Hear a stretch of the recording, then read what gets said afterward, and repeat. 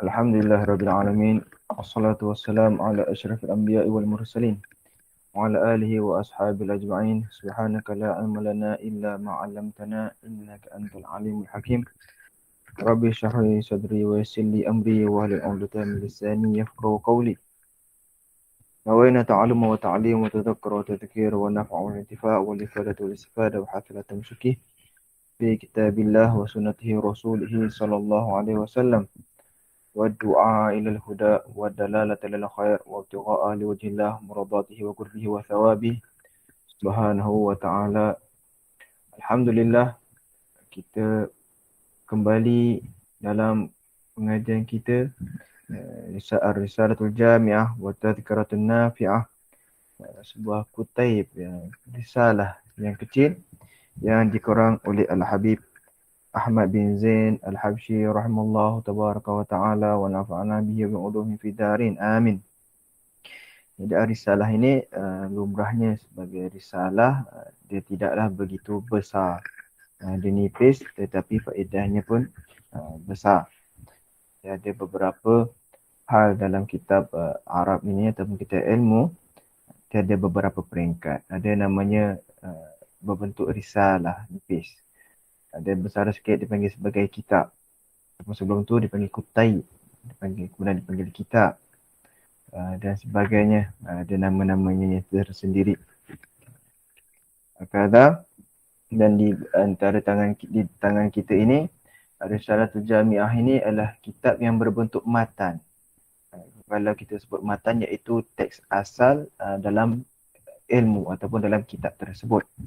Adapun andai kata kalau disyarahkan oleh mana-mana masyayikh ataupun mana-mana cendekiawan dalam ilmu Islam, maka dipanggil sebagai syarah, iaitu syarah kepada matan, sebagaimana yang dilakukan contohnya dalam kitab Risalatul Jami'ah ni, ada syarahnya, dipanggil antaranya Ad-Dalalatun Nafi'ah sebagai misal. Hakadha contohnya kitab Imam An-Nawawi Minhajut Talibin, disyarahkan oleh beberapa ulama, antaranya Ibn Hajar Al-Haytami dan Imam Ar-Ramli rahimahullah tabaraka wa ta'ala. Jadi di tangan kita ini matan. Jadi kalau matan ini, walaupun kalimahnya sedikit, perkataannya sedikit, akan tetapi boleh disyarahkan berjela-jela, boleh syarah banyak, berdasarkan kepada seberapa banyak qadar yang kita telaah dari kitab tersebut. Itu kalau daripada kitab, contohnya macam Minhajul Talibin tadi tu, dia disyarahkan. Lepas syarah, ada pula ulama yang mensyarahkan kepada syarah, dipanggil sebagai hasyiah, dan sedemikian. Walhasil hari ini kita masuk kepada bahagian pertama. Kalau sesiapa yang mempunyai kitab, pada muka surat yang ke-6, bahagian pertama akidah, berkenaan dengan akidah. Sebelum ni, pada pertemuan yang lalu, kita telah membicarakan berkenaan muqaddimah yang disampaikan oleh musannif, iaitu Al-Habib Ahmad bin Zain bin Alawi Al-Habsyi, yang mana beliau menerangkan berkenaan kepentingan, keutamaan menuntut ilmu berdasarkan daripada beberapa hadis Nabi Muhammad SAW, dan ditambahi lagi dengan doa yang dibacakan ataupun doa daripada Al-Habib sendiri, yang insya-Allah kita tergolong daripada doanya Al-Habib Ahmad bin Zain Al-Habsyi rahimahullah tabaraka wa ta'ala. Baik, kita masuk kepada bahagian pertama, akidah rukun Islam. Arkanul Islami khamsatun. Syahadatu an la ilaha illallah wa anna Muhammadur Rasulullah wa iqamus salah wa ita'uz zakah wa shaumu ramadan wa hajjul baiti man istata'a ilaihi sabila ma'al ikhlasi wat tasdiq. Faman lam yakun mukhlishan fahuwa munafiq. Faman lam yakun musaddiqan biqalbihi fahuwa kafir. Di sini disebut bahagiannya adalah bahagian berkenaan dengan akidah. Akan tetapi Al-Habib menceritakan berkenaan dengan rukun Islam. Apakah itu rukun Islam? Rukun Islam itu ada 5 perkara. Itu pertama, bersaksi bahawa tiada Tuhan selain Allah dan bahawasanya Muhammad sallallahu alaihi wasallam adalah pesuruh Allah. Melafazkan syahadah secara zahir jika kepada orang yang baru nak masuk Islam, maka ini adalah tiket ataupun bukti bahawa dia nak masuk Islam. Adapun bagi orang yang telah lahirnya Islam, maka automatiknya dia akan sebut bila, iaitu apabila dia mendirikan solat dalam tahiyat akhir, dia akan membaca syahadah. Apa maksud daripada syahadah ini? Kalau dalam bahasa Melayu kita sebut sebagai bersaksi. Apa maksud saksi? Apakah maksud erti daripada bersaksi, erti daripada bersyahadah? Iaitu kita dengan yakin, dengan confident, dengan membenarkan di dalam hati kita dengan yakin dan dengan kepercayaan kita, dan kita mampu bercakap di khalayak ramai akan sesuatu perkara. Jadi kalau orang itu dia Islam, maka dia tidak ada masalah, dia tidak ada isu, dia tidak ada takut untuk menyaksikan, untuk berdiri di hadapan orang ramai. Apabila disoal, dia boleh dan mampu untuk cakap bahawa aku saksi bahawa tiada Tuhan selain daripada Allah Azza wa Jalla. Begitu juga dia mampu untuk bercakap dengan kerelaan hati dia, dengan penuh kepercayaan dan keyakinan di dalam hatinya akan bahawa Nabi Muhammad sallallahu alaihi wasallam ini adalah pesuruhnya Allah dan merupakan utusan daripada Allah. Itu masuk daripada syahadah. Jadi keluar daripada itu, orang yang mana dia bila bercakap akan dia percaya bahawa tiada Tuhan melainkan Allah itu yang teragak-agak ataupun tanpa kerelaan, dipaksa secara misalnya, maka itu tidak diambil sebagai syahadah. Ataupun syahadah itu dengan kerelaan hati, sukarela kerana hatinya telah penuh dengan keyakinan dan kepercayaan. Itu masuk daripada syahadah ataupun penyaksian. Kemudian yang kedua, wa iqamus solah, mendirikan solat. Jadi kalau dimaksudkan daripada mendirikan solat di dalam rukun Islam, maka yang dirujuk ialah solat yang fardu, solat yang 5 waktu, iaitu subuh, zuhur, asar, maghrib, isyak, yang telah kita ketahui. Yang ketiga iaitu menunaikan zakat.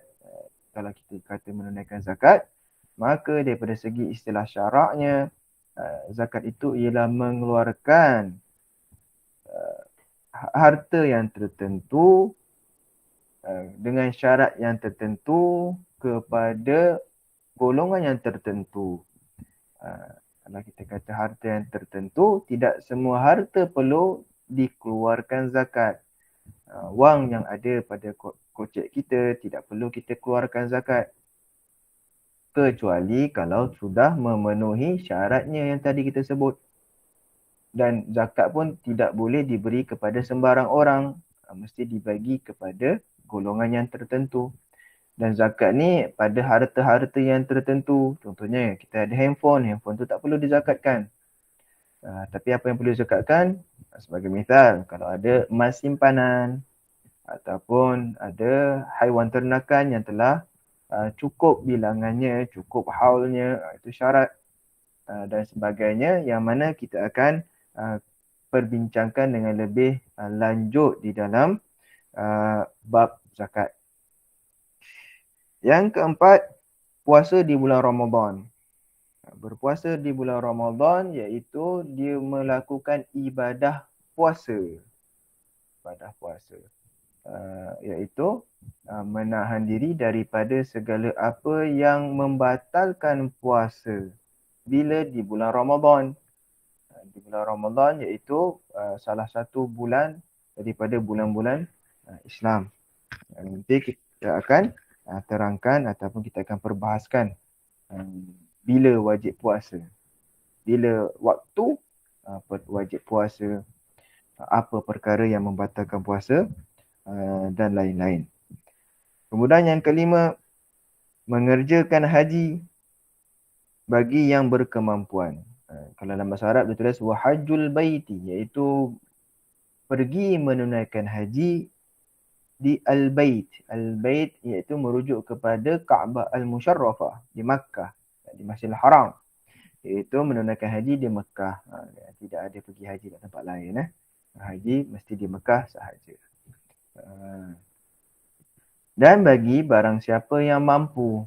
Bagi barang siapa yang mampu, artinya bagi yang tidak mampu, maka dia tidak termasuk dalam rukun ini. Dan maksud daripada kemampuan dia ialah kemampuan untuk pergi daripada segi kesihatan, kemampuan tubuh badan, kewangan, iaitu dia mampu untuk menanggung diri dia pergi dan balik daripada segi pengangkutan dan makanan dan lain-lain daripada belanja untuk pergi haji dan balik daripada melakukan haji. Jadi kalau kat negara kita ni ada tambahan lagi iaitu kota haji yang diletakkan oleh kerajaan, maka itu pun termasuk juga di dalam kefarduan haji. Tapi perbahasan berkenaan mampu tak mampu dalam haji kita akan bincangkan pada bab haji nanti insya-Allah. Rukun Islam ini, 5 perkara ini berdasarkan kepada hadisnya Nabi Muhammad SAW, bunyal Islamu ala khamsin, bahawa Islam ini dibina di atas 5 perkara, iaitu syahadah tadi yang tersebut, mendirikan solat, menunaikan zakat, dan dan berpuasa di bulan Ramadan, dan menunaikan haji bagi barang siapa yang mampu. Disebut oleh Al-Habib di bahagian akidah di hadapan, kerana ini semua daripada rukun-rukun Islam ini merupakan satu kefarduan, satu kewajipan. Sebab itu disebut sebagai rukun, iaitu rukun. Kalau kita kata daripada segi bahasa, maka rukun itu bermaksud sudut bangunan yang mana paling kuat, menjadi tonggak bagi bangunan tersebut. Jadi kalau rukun tu tidak ada ataupun sudut itu tidak ada dibuang, maka bangunan tu nescaya akan runtuh. Dia umpama sebuah tiang seri. Begitu kalau disebut rukun, maka dia bermaksud sebahagian daripada sesuatu. Jadi sesuatu itu tidak sempurna tanpa adanya rukun-rukun tersebut. Contoh, kalau kita mendirikan solat tapi kita tidak melakukan sujud sebagai contoh, maka solatnya tidak sempurna kerana tidak ada salah satu daripada rukun-rukun solat. Maka rukun Islam mesti ada 5 ini. Dan 5 ini wajib kita yakini, kita percaya bahawa ianya wajib, fardu. Jadi tak boleh kalau satu orang kata bahawa solat ni sunnah saja, maka haram hukumnya. Hatta di dalam mazhab kita, mazhab Imam Syafi'i, orang yang mana meninggalkan solat kerana atas dasar dia kata solat ni tak wajib, maka dia akan dihukum mati dan diuruskan seumpamanya jenazah orang yang bukan Islam kerana dia menafikan kefarduan daripada Islam. Berbeza dengan orang yang tak solat kerana dia malas. Tapi dia percaya bahawa solat itu adalah rukun Islam dan wajib dikerjakan. Oleh yang sedemikian, maka kata Habib, Barang siapa yang tidak ikhlas, maka dia adalah munafik. Yakni dengan melakukan semua perkara ini dengan ikhlas. Syaratnya lakukan semua ini dengan ikhlas, bermaksud dilakukan solat, dia berucap hatta syahadah la ilaha illallah Muhammad Rasulullah, kemudian dia solat, dia zakat, semua itu dia buat dengan ikhlas. Apa maksud ikhlas di sini? Iaitu ikhlas dia buat semuanya semata-mata kerana Allah Ta'ala. Maka kalau orang itu tidak buat, kata Habib, barang siapa yang tidak ikhlas, maka dia adalah munafik. Yakni dia buat selain daripada untuk Allah Subhanahu Wa Taala. Dia solat, contohnya dia takut kalau orang tuduh dia ni tak nak solat, maka dia munafik. Kerana orang kalau tahu sesuatu perbuatan itu wajib, maka dia mesti buat kerana Allah. Kerana dia takut kalau dia tak buat, maka dia akan diazab oleh Allah. Dan kalau orang itu mempunyai makrifat yang tinggi, maka dia kalau buat, dia hendak akan ganjaran yang Allah bagi. Bukan kerana dia takut ada disebat oleh manusia. Kadang-kadang ada pelajar ataupun students sekolah agama, dia tak nak didirikan solat kerana takut dipukul oleh ustaznya sebagai contoh. Maka itu hatinya tidak buat kerana Allah, tapi buat kerana orang lain. Maka Habib kata barang siapa yang tidak ikhlas, yakni melakukan perkara-perkara yang kita sebut tadi, maka dia adalah munafik. Munafik. Tapi kalau dia buat perkara sunnah, tak ikhlas, itu taklah kita kata munafik. Mungkin kita kata ada orang yang riak. Tapi kalau perkara wajib, dia buat selain daripada Allah, dia buat bukan kerana Allah, tidak kerana Allah, maka munafik. Itu kalau perkara yang fardu. Perkara yang fardu. Dan barang siapa yang tidak membenarkan dengan hatinya, maka dia adalah kafir. Yakni dia tidak mengatakan, dalam hati dia kata bahawa haji ni tak wajib lah, ataupun dia kata puasa ni tak wajib lah, maka dia kafir. La ilaha illallah Muhammad Rasulullah sallallahu alaihi wasallam. Sebab itu Al-Habib meletakkan rukun Islam ini secara ijmal, supaya orang kalau baca, okey, kita kena tahu perkara ini wajib. Kalau kita kata wajib, yakni dituntut oleh syarak dengan tuntutan yang sangat kuat, sangat pasti. Dan akibat dia, perkara wajib ini kalau dilakukan, maka akan diberi ganjaran pahala. Kalau ditinggalkan, maka akan dibalas dengan dosa. Jadi itu asbab supaya tertanam di dalam hati kita rukun Islam ini ada 5, dan 5 perkara itu apa dia, dan perkara ini semua wajib dilakukan oleh orang Islam, yang mana pula sebagai orang Islam. Itu rukun Islam. Kemudian Al-Habib Ahmad bin Zain Al-Habsyi mengatakan, wa aslul iman an ta'taqida anna Allah Ta'ala mawjud wa annahu Ta'ala wahidun la syarika lahu wa la mithla lahu wa la shibha lahu laisa kamithlihi syai'un wa huwa as-sami'ul basir khalaqas samawati wal ard wa khalaqal mauta wal hayah wa ta'ata wal ma'siyah wa sihhata was saqam wa jami'al kauni wa ma fihi wa khalaqal khalqa wa a'malahum wa qaddara arzaqahum wa ajalahum la tazidu wa la tanqusu wa la yahduthu hadithun illa biqada'ihi wa qadrihi wa iradatihi. Iman itu basicnya, dasarnya itu ialah kita beriktikad bahawa Allah Ta'ala itu wujud. Yang pertama sekali, kalau kita kata kita orang Islam, maka dalam hati kita, ini kalau kata akidah, iman, apa maksud iman? Iman itu adalah kepercayaan dan keyakinan di dalam hati. Kalau kita sebut kepercayaan, maka kepercayaan tu tak boleh dinampak. Tapi kepercayaan ni ialah perbuatannya hati. hati kita yang mengatakan bahawa aku percaya. Dan apabila kita mengatakan keyakinan, maka tolak daripada keyakinan itu rasa was-was ataupun rasa sangkaan ataupun rasa syak.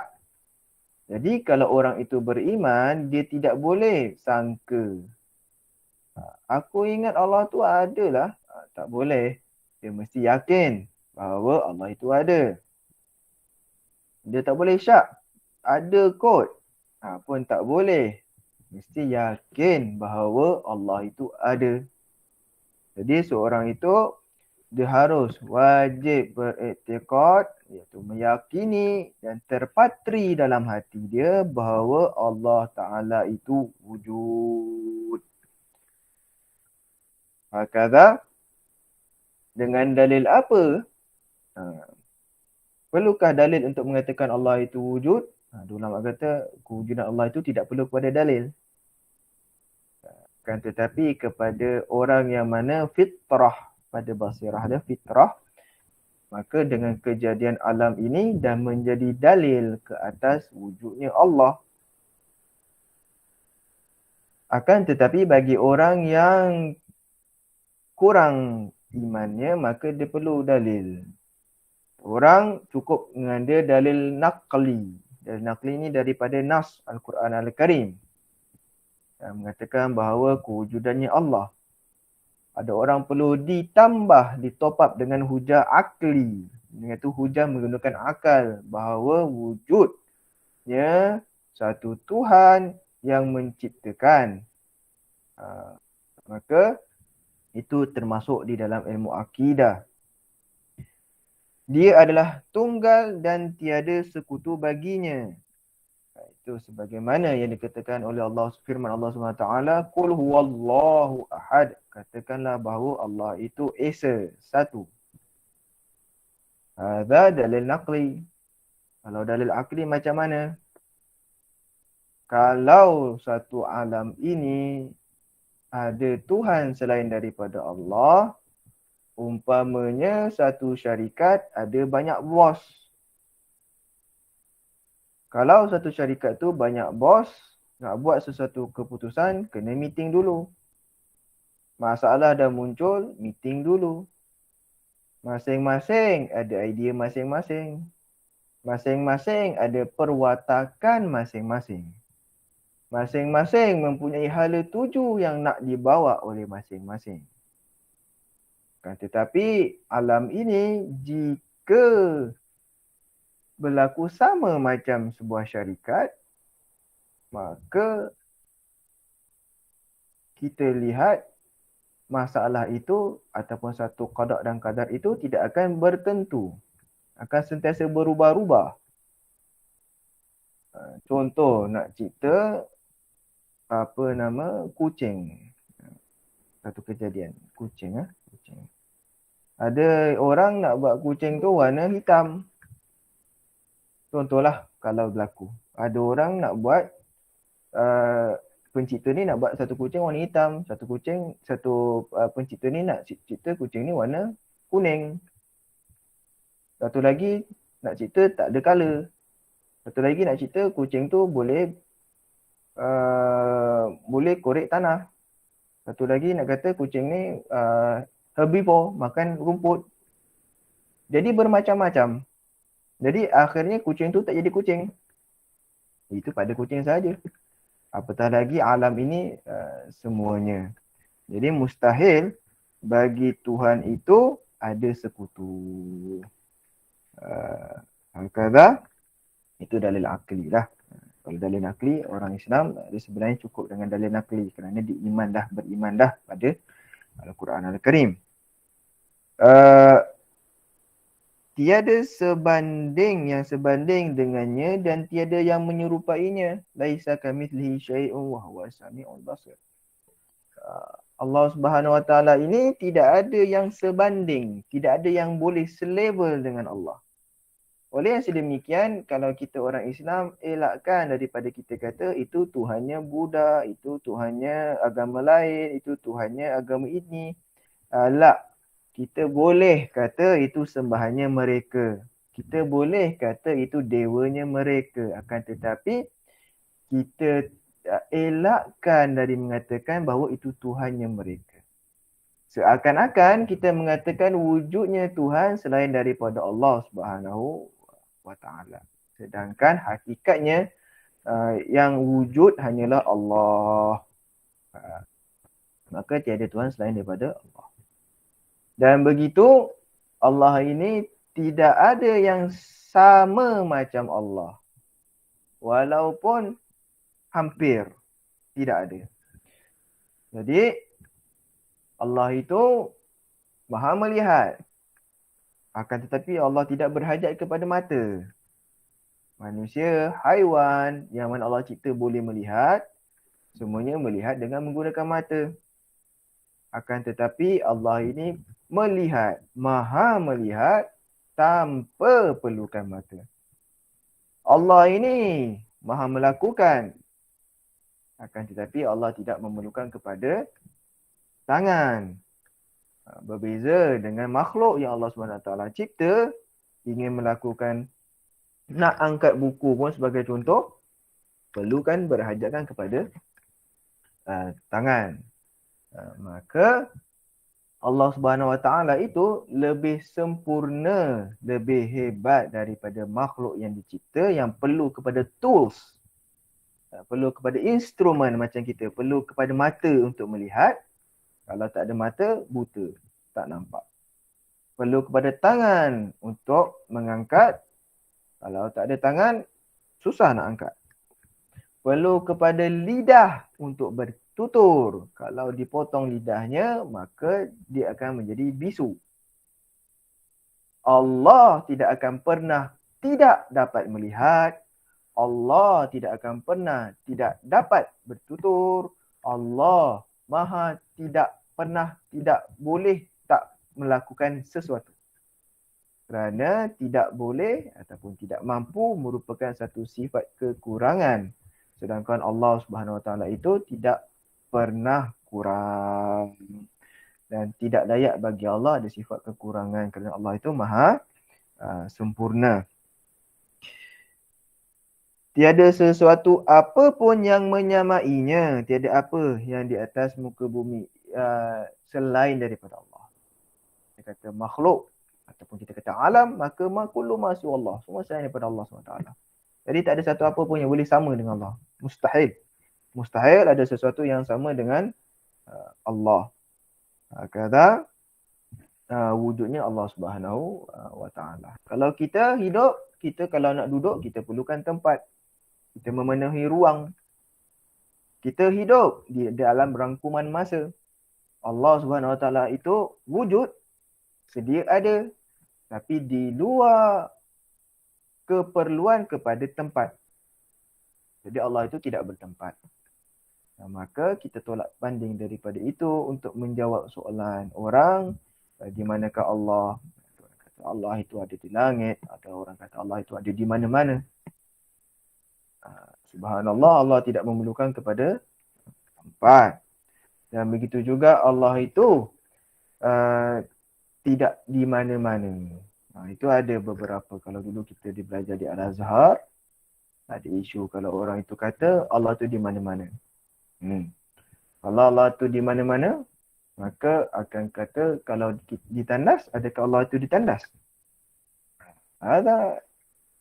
Kalau orang kata, kalau dengan konsep kata Allah itu berada di mana-mana, kemudian dia kata adakah Allah berada di tandas? Kalau dia kata ada, maka bagaimana suatu zat yang suci boleh berada di tempat yang keji?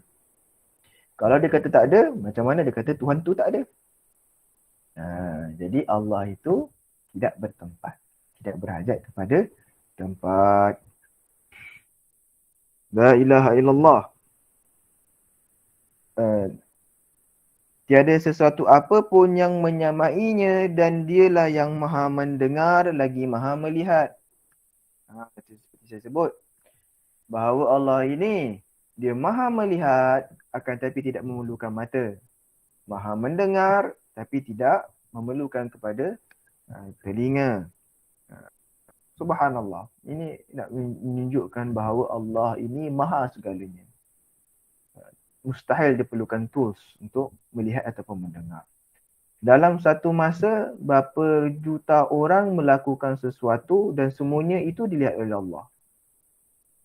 Dalam satu masa, selain daripada orang yang hadir pada majlis kita pada petang Jumaat yang mubarakah ini, berapa ramai orang yang bercakap.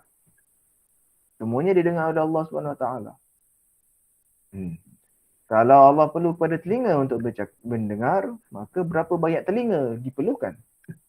Tetapi Allah SWT tidak sama macam makhluk yang berhajat kepada telinga untuk mendengar. Dia menciptakan 7 petala langit dan bumi. Mencipta kematian dan kehidupan. Ketaatan dan keingkaran. Al-awwal, yang 7 petala langit dan bumi, itu menunjukkan bahawa Allah lah yang menciptakan segalanya. Termasuk daripada bumi, langit dan bumi, iaitu bumi secara umum, iaitu bola bumi ini, dan juga langit. Segala semesta diciptakan oleh Allah Subhanahu Wa Taala. Segala apa yang di atas bumi diciptakan oleh Allah Subhanahu Wa Taala. Ini yang wajib kita percaya, wajib kita imani.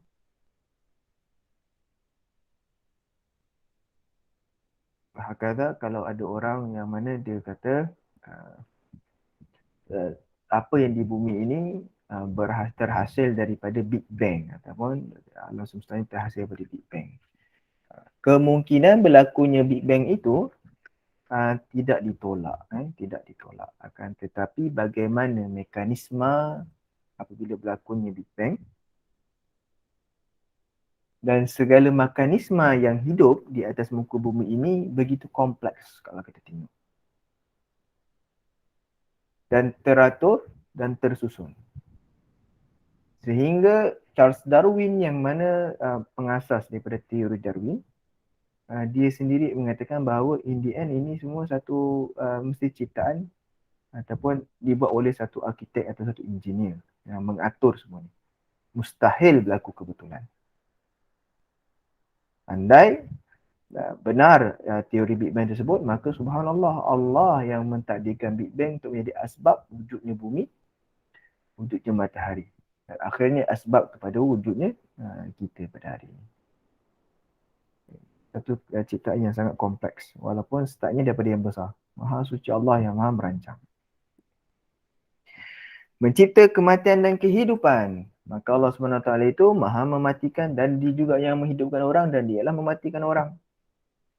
Bermaksud kalau dia boleh hidupkan orang, maka Allah SWT itu maha hidup. Dia dah hidup dan tanpa ada baginya mati. Dia dah hidup tanpa sebelumnya tiada. Macam kita hidup selepas kita lahir. Allah itu tidak dilahirkan, sudah sedia ada, sudah sedia hidup. Dan begitu juga yang menciptakan kematian tidak boleh mati. Ketaatan dan keingkaran. Allah juga cipta perbuatan baik dan perbuatan buruk. Kata, ini nak menunjukkan kepada keyakinan. Kalau orang kata, apa nama Allah SWT Muhammad, satu pandangan lah yang mengatakan bahawa perbuatan itu ciptaannya makhluk. Makhluk yang buat baik, makhluk yang buat jahat. Apa dipanggil sebagai af'alul ibad, masalah perbuatan hamba. Jadi perbuatan hamba ini diciptakan oleh Allah, akan tetapi dilakukan oleh hamba tersebut. Allah yang cipta perbuatan-perbuatan taat, Allah yang cipta perbuatan-perbuatan buruk, akan tetapi yang melakukannya itu dalam Quran, wa nafsin wa ma sawwaha fa alhamaha fujuraha wa taqwaha. Dan jiwa yang dia telah diciptakan oleh Allah Subhanahu Wa Taala, dan Allah yang bagi ilham berkaitan dengan perkara-perkara yang keji dan perkara-perkara yang berbentuk takwa, berbentuk taat. Kesihatan dan kesakitan. Sihat dan sakit pun ialah diciptakan oleh Allah Subhanahu Wa Taala. Dan mencipta keseluruhan alam jagat ini beserta segala isinya, semuanya, tidak terkecuali daripada pandangan dan campur tangannya Allah Subhanahu wa taala. Dia menciptakan seluruh makhluk dan perbuatan mereka. Tadi kita sebutkan berkaitan dengan af'alul ibad. Menentukan kadar rezeki serta ajal kematian mereka. Manusia apabila di dalam perut ibunya, Allah SWT dah letak dah berapa banyak rezeki. Dah letak dah bila ajal dia akan mati. Habis macam gitu, bolehkah kita tak payah pergi kerja? Kan kita punya rezeki telah ditentukan oleh Allah SWT sebagai contoh. Tidak. Memang kalau kita baca akidah, dengan kita rajin bekerja pagi, petang, siang, malam, ada orang kerja sampai tak tidur malam, pagi kerja, balik, terus pergi kerja, bawa Grab contohnya. Itu tidak menambahkan rezeki. Kalau dia goyang kaki, itu pun tidak akan mengurangkan rezeki. Akan tetapi yang perlu dilakukan oleh orang itu adalah usaha mencari asbab. Itu tugasnya kita sebagai manusia, mencari asbab. Cari asbab. Kita bekerja, apa saja tugas kita, akan tetapi tawakalnya rezeki itu kepada Allah. Bukan ke atas kepada pekerjaan kita. Kalau orang yang mana mentawakalkan dia punya rezeki pada dia punya kerja, maka rezeki itu tidak sebanding dengan kerjanya. Walaupun dia kerja siang dan malam, tidak sebanding. Sebab tu ada orang dah kerja pagi siang malam tak cukup-cukup. Akan tetapi orang yang mana mentawakalkan rezekinya kepada Allah, dalam masa yang sama mencari asbabnya yang diredai oleh Allah lah, maka rezekinya itu dengan kadar apa yang Allah beri. Sebab itu orang Melayu kata murah rezeki. Murah rezeki ni bukannya maksudnya rezekinya menjadi menjadi kecil nilai dia lah. Iaitu maksudnya rezeki ni nilai dia besar, mahal. Jadi perlu kerja keras. Tapi apabila kita kata murah rezeki, insya-Allah maksudnya kita kerja sedikit tapi dapat rezeki. Rezeki itu kerana rezeki Allah mahal. Rezeki Allah itu mahal. Sebab itu kita mentawakalkan rezeki kita, menserahkan rezeki kita kepada Allah Tabaraka wa ta'ala. Sebab itu kalau kita belajar ataupun kita tengok di kedai-kedai, ada digantung wa man yattaqillaha yaj'al lahu makhraja warzuqhu min haitsu la yahtasib. Barang siapa yang bertakwa kepada Allah, maka Allah akan beri dia jalan keluar. Ini jalan keluar daripada kesempitan hidup. Dan akan memberinya rezeki daripada sumber yang mana dia tidak pasti ataupun yang tidak dijangka. Maksudnya ialah rezeki ni Allah yang bagi. Bukan kerana kita bekerja lah, itu sebab sahaja. Jadi jangan malas pula. Sebab kadar rezeki kita itu akan disoal oleh Allah. Dari mana kita dapat dan ke mana kita belanjakan. La ilaha illallah. Dan Allah SWT juga telah meletakkan ajal. Jadi ada orang tak semua ajalnya sama. Kita sendiri tak boleh kata, aku ingat aku nak mati umur 80 tahun lah. Aku ingat aku nak mati umur 90 tahun lah. Tak, kita selepas habis kelas ni sebagai contoh, pun tak tahu kita boleh hidup lagi ataupun tidak. Ramai ada juga orang daripada kalangan ulama mati ketika menyampaikan kuliah. Syekh Al-Buti wafatnya ketika menyampaikan kuliah fajar, kuliah subuh. Setiap orang tak tahu bila ajal dia sampai. Tidak bertambah sedikit pun mahupun berkurang. Kata sebagaimana kita sebut. Tidak berlaku sesuatu apapun melainkan dengan qada dan kadarnya serta kehendaknya. yakni semua apa yang berlaku telah ditentukan oleh Allah Subhanahu Wa Taala. Hatta contohnya kita duduk hari ini belajar, ini dah ditentukan oleh Allah. Kita hari ini makan nasi, contohnya makan nasi lauk ayam ke tengah hari, itu dah ditentukan oleh Allah. Itulah rezeki yang Allah bagi. Kalau kita keluar naik kereta, wa'yazubillah, berlaku aksiden.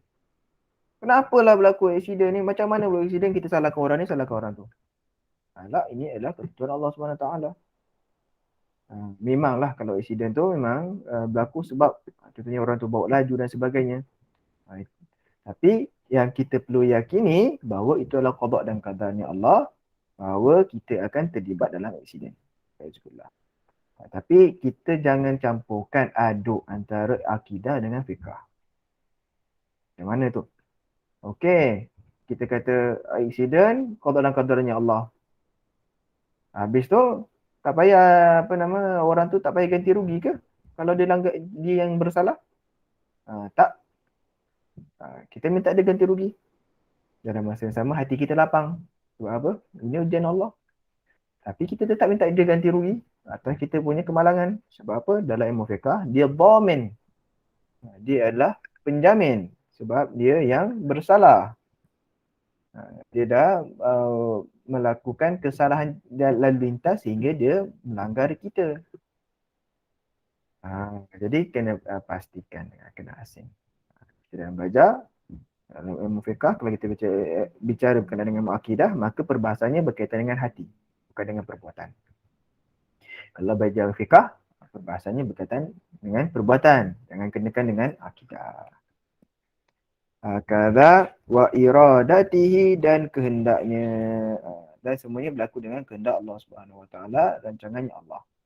Manusia berkehendak, akan tetapi kehendak Allah itulah yang paling utama dan akan diambil kira. Wa annahu ta'ala hayyun alimun muridun qadirun mutakallimun sami'un basirun ya'lamu kha'inata a'yunil wa ma tukhfis sudur wa ya'lamu sirra wa akhfa khaliqu kulli syai'in wa huwal wahidul qahhar. Dialah yang maha hidup. Disebut iaitu Allah hidup tanpa sebelumnya mati. Adapun kita manusia, kita hidup sebelumnya itu kita mati. Kita dilahirkan baru kita hidup. Dan kita mati. Dan kita akan dibangkitkan semula. Adapun Allah tidak melalui proses yang namanya mati. Kerana Allah itu sudah sedia ada hidup. Maha mengetahui, alimun, Allah itu maha mengetahui. Pengetahuannya Allah meliputi segala-galanya. Dan pengetahuan Allah itu bukan pengetahuan seperti pengetahuan manusia.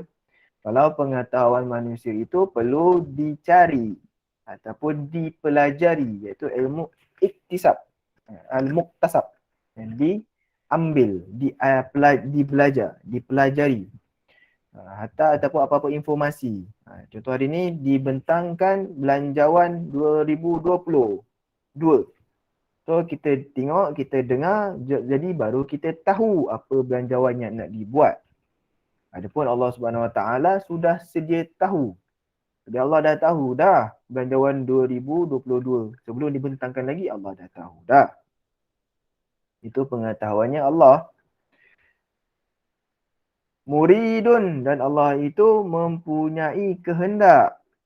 Disebut iaitu Allah Subhanahu Wa Taala ini dia punya berkehendak melakukan sesuatu. Apa sahaja yang berlaku di atas muka bumi ini di atas kehendaknya Allah. Dan apa sahaja yang kita berkehendak tidak boleh mengatasi kehendaknya Allah. Contohnya hari ini kita nak makan burger. Tapi kehendak Allah hari ini kita makan pizza. Makan pizza lah kita. Contohlah. Kalau orang nak belanja, burger pun bagus juga.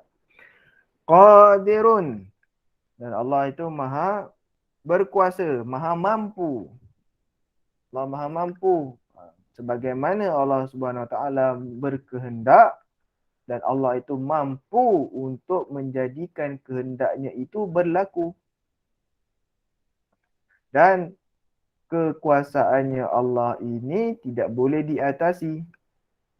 Jadi ada orang tanya, adakah bagaimana manusia pun boleh melakukan juga kan?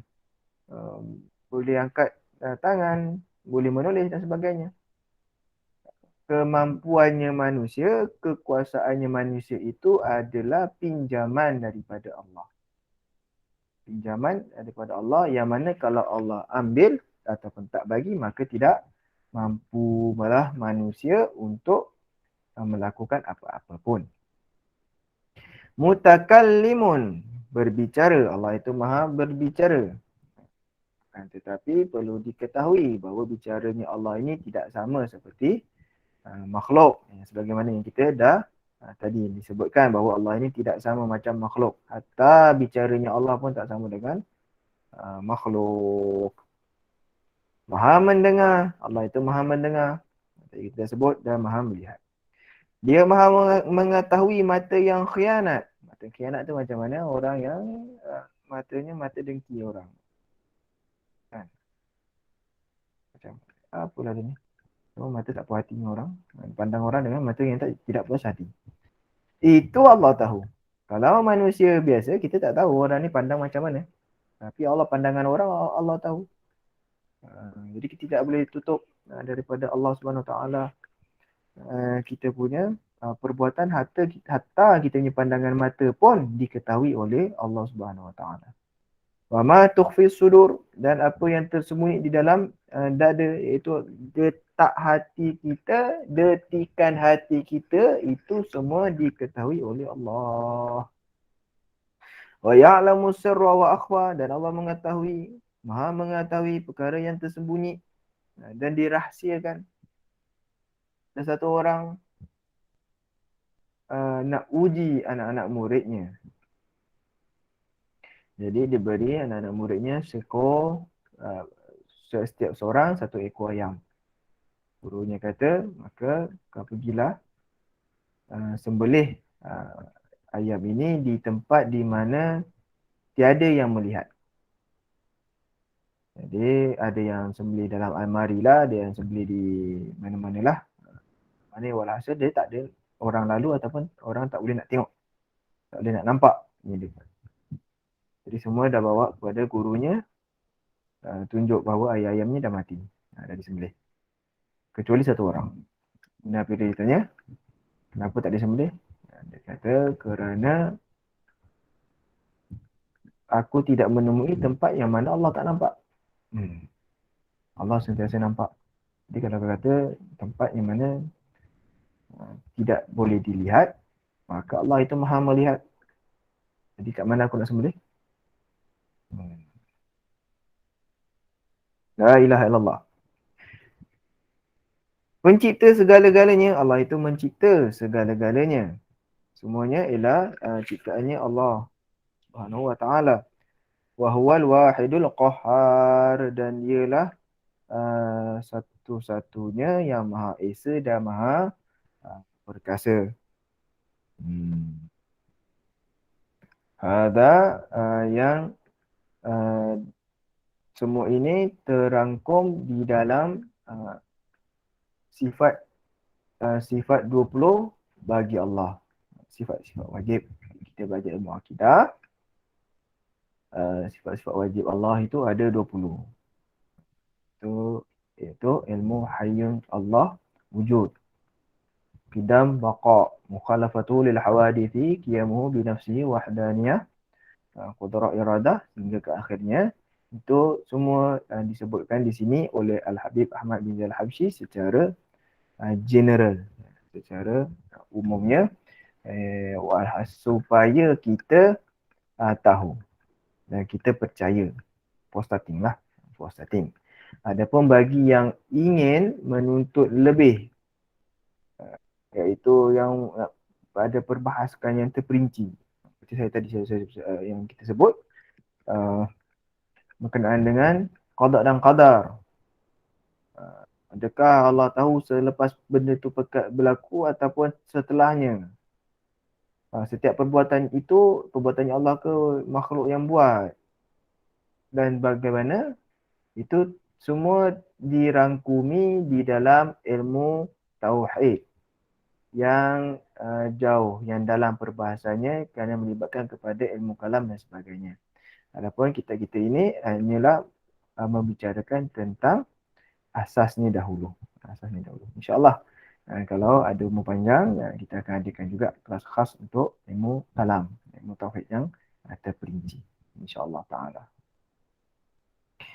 وأنه تعالى بعث سيدنا محمدا عبده ورسوله إلى جميع الخلق لهدايتهم ولتكميل معاشهم ومعادهم وأيده بالمعجزات الظاهرة وأنه عليه الصلاة والسلام صادق في جميع ما أخبر به عن الله تعالى من الصراط والميزان والحوض وغير ذلك من أمور الآخرة والبرزخ ومن سؤال الملكين وعذاب القبر ونعيمه.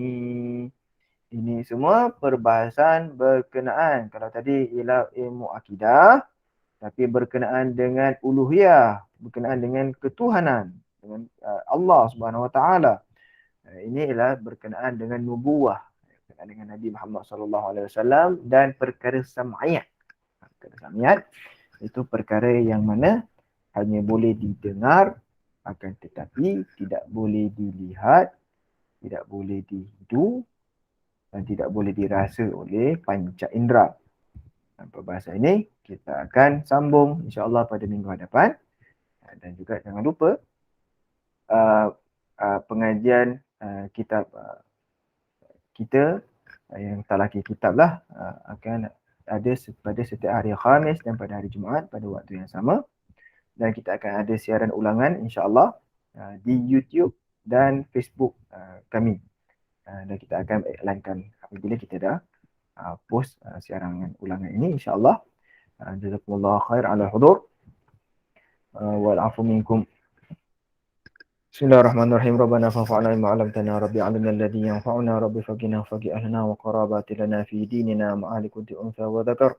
ربي وفقنا وفقهم لما تتضي قولا وفعلا كرما ورزق كل حلالا دائما وأخلاء أتقى علما ونحضر بخير ونكفى كل شر ربنا واصلح لنا كل شؤون وأكرى برضا منك العيون وجعلنا ربنا كل الديون قبل أن تأتينا رسل ممنون واغفر واستر أنت أكرم من ستر وصلاة الله تغشى المصطفى من الحق دعانا والوفاء كتابي في للناس الشفاء وعلى آل كرام شرفاء ولا صاب المصاب الغرار اللهم اجنا بهداك واجعلنا ممن يسير في رضاك ولا تولنا وليا سواك ولا تجعلنا ممن خالف أمرك وعصاك وحسبنا الله ونعم الوكيل ولا حول ولا قوة إلا بالله العظيم صلى الله على سيدنا محمد وعلى آله وصحبه وسلم والحمد لله رب العالمين.